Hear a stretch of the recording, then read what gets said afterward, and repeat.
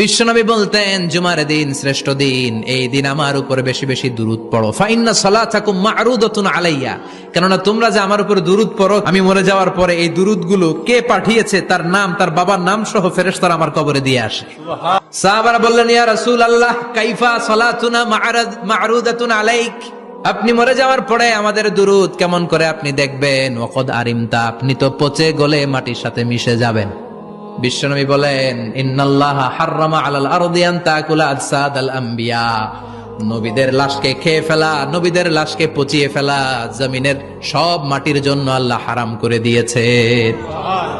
নবীদের লাশ পচে না, নবীদের লাশ গলে না।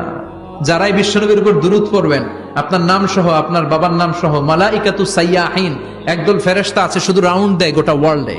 কারা বিশ্বনবীর উপর দুরূদ পড়েছে, এই দুরূদ নিয়ে, এই নাম নিয়ে বিশ্বনবীর কবরে তারা পৌঁছে দেয়। চিল্লায় পড়েন আল্লাহু আকবার।